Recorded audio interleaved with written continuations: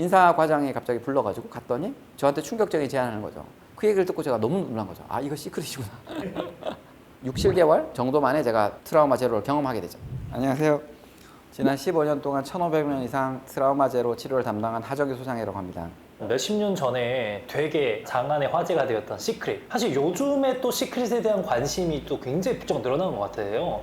그래서 이 현상에 대해서 어떻게 보시고 또 시크릿을 어떻게 생각하시는지 이거 되게 궁금합니다. 요즘에 다시 뭐 어떻게 보면 시크릿 붐이 일어가지고 뭐 유튜브에서 뭐 끌어당김의 법칙, 뭐 시크릿 이렇게 검색하면 어마어마한 영상들이 떠요. 중요한 거는 시크릿은 뭐 믿느냐 안 믿느냐 이런 문제가 아니고 본인이 경험을 해야 돼요. 내가 뭔가를 상상을 해서 아니면 뭐 끌어당기고 싶다고 해서 우연처럼 그런 거를 끌어당긴 경험을 한 사람들이 아, 이게 진짜 실제구나 이렇게 느끼는 거지. 이론적으로 그렇고 뭐 과학적으로 그렇고 뇌과학적으로 그렇고 뭐 양자역학으로 그렇고 뭐 이렇게 얘기한다고 사람들이 믿겠어요? 그러나 한편으로는 또 시크릿 전혀 모르는 사람도 제가 보니까 많더라고. 또 경험을 해본 적이 없는 분들도 제가 보기에는 상당수예요. 그래서 저 같은 경우가 이제 처음 접한 게 2008년도였던 것 같아요. 사실은 그 전에 제가 이제 우울증과 진로 고민으로 너무나 고통을 겪고 있었거든요. 그러다가 그 당시에는 또 어떤 게 관심이 있었냐면 코칭이라는 게 떴어요. 제가 코칭 교육도 받고 유료 교육도 받고 또 개인 코칭도 막 비싼 돈을 받고 했었거든요. 근데 사실 개인 코칭이 별 도움이 안 됐어요. 사실 이게 또 무의식의 문제인 거죠.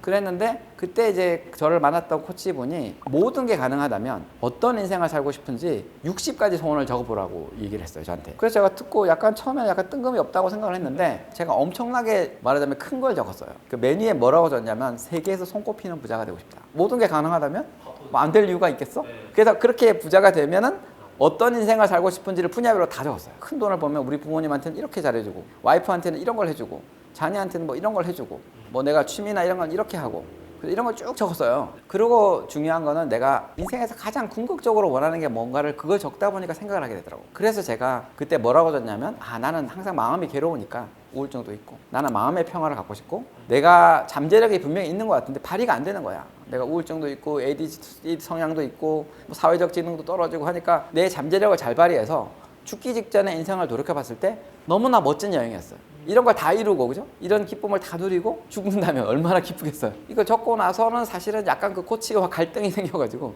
그 코치하고 헤어지게 됐어. 그런데 그때 갑자기 어떤 분이 저 아시는 분이 막 이거 보라면서 막 시크릿 비디오를 보냈더라고. 그러니까 CD로 해가지고. 근데 거기서 엄청난 걸 본 거죠. 처음 보는 순간 너무 충격에 빠질 정도로 재밌고 빨려 들어가더라고. 네가 소원하는 게 뭐냐? 다 이룰 수 있다. 이런 내용이잖아요.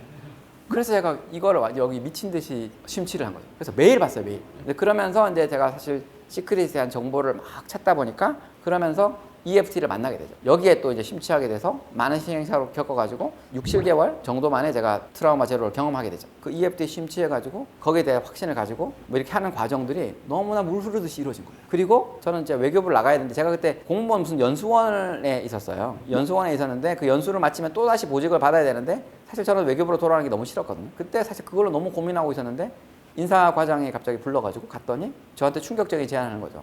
외교부의 뜻이 없는 것 같은데 6개월 유급 휴가를 줄 테니까 나가보겠느냐. 그 얘기를 듣고 제가 너무 놀란 거죠. 아, 이거 시크릿이구나.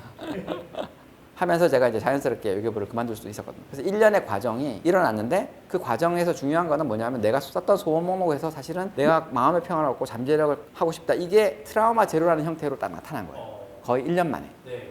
그래서 제가 심리치료사가 돼서 정말 너무나 놀라운 기법으로 수많은 사람들을 치료해주면서 우리가 어떤 일을 하면서 그죠? 보람을 느끼는 게 중요하잖아요.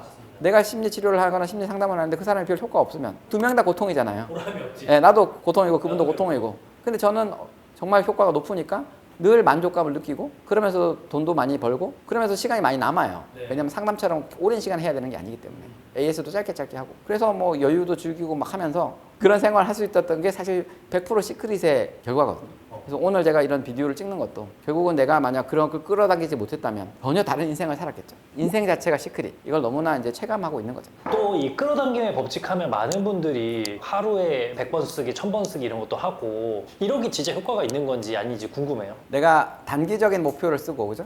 내가 꼭 이루어야 되는 걸 쓰면은 당연히 집착하니까 불안하잖아요. 그러니까 그런 행동을 한다는 것 자체가 불안이다. 안 되면 어떡하지라는 걸 자꾸 우주에게 보낸다 이런 얘기를 하잖아요. 그러니까 단기적인 것보다는 장기적인 걸 쓰라는 거죠. 내가 생각한 것보다 오히려 큰 걸 쓰라는 거죠. 그리고 궁극적인 거.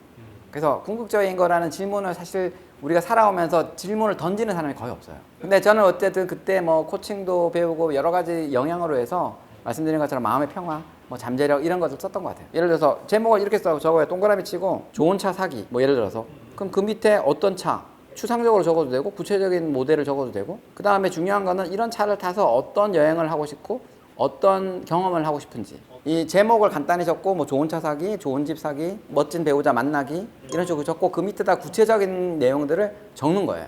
또 감정을 섞어서 적으면 좋겠죠.